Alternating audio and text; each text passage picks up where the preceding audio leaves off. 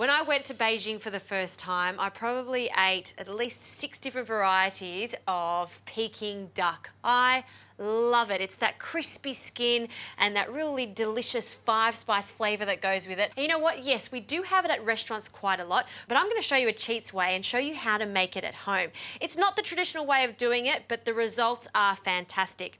The first thing is when you get your whole duck home, it will be in a packet just like this. You want to remove it from the packet, place it on a tray just like I've done here, and allow it to air dry in the fridge for at least 2 days. You can see how it's dried up. The drier the skin is, the crispier the skin is. Then bring it out of the fridge and bring it to room temperature because it's going to cook much faster and much more evenly. Now I'm going to season it with some salt. So just salt, no oil required because the duck has a thick skin here, so you'll see the skin start to render the fat down. Now we can put it in the oven, and this is the general rule, 190 degrees, so preheat the oven, and this is going to go into the oven for 80 minutes or 40 minutes per kilo, depending on what size your duck is.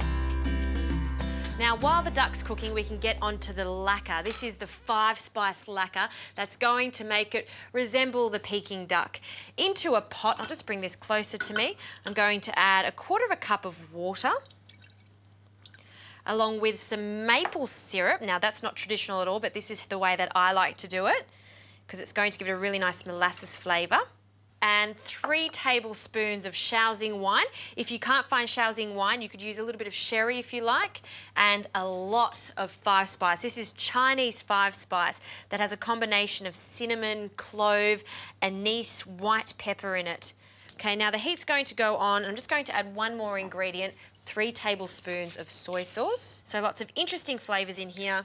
And now I'm going to allow this to bubble away 5 to 10 minutes, or it may take a little bit longer.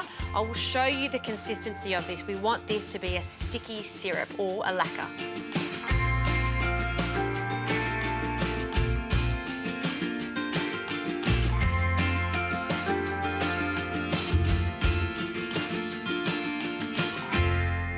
Look at the crispy skin on this duck, and that's because we've allowed it to air dry. Now this is where I start to add this sticky sauce. See how thick that is? That's because I've reduced it for a long time meaning 10 minutes, and this is what happens. And now I'm going to start basting this duck, and look how glossy it is. And this duck hasn't rested yet, so you do want to allow the duck to rest for at least 20 minutes. And by allowing it to rest just in the open air like this, it will start to become even more crispy and glossy. And if you like, in that 20 minutes, you can baste it one more time. Now, this is fantastic on the table, as is a big bowl of rice, maybe some steamed greens, or I couldn't help myself, I have to serve it as duck pancakes. I love them. In a steamer over here, I have some pancakes, and they're nearly done. And then I'm just going to prepare some spring onions, take the green part off, and I'll cut them into 4 even battens there.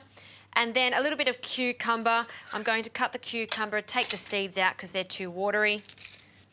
And I'm just thinking of when I would serve this. There's always a good time to serve Peking duck, but it's a really nice thing to do to get everyone involved in the theatre of eating. Very little preparation in the accompaniments, and you will be sure to impress anyone you serve this to. All right, that's ready to go. Hoisin sauce, a must to go with this. So all we need to do now is just allow this to rest. Just let it sit here for 20 minutes so the meat stays nice and moist once you cut into it.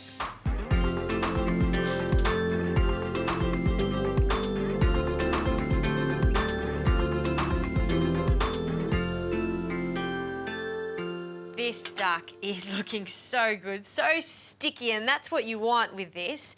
And then it's as simple as carving it. Now, you can carve this at the table. My favourite part is actually not the breast of this duck, it's this bit right here, the duck leg and the duck thigh. So much flavour, and it's quite easy to come off. It almost just falls apart because it's so tender. All right, I'm just going to shred some of the meat. And see how thin and glossy that skin is? There's not too much fat at all. That is what you're looking for when it comes to crispy skin with a duck. You don't want too much fat there. So I'm just going to take most of this meat off the bone. Now, these have been steaming away. They're perfectly soft. And I'm just going to peel just one off.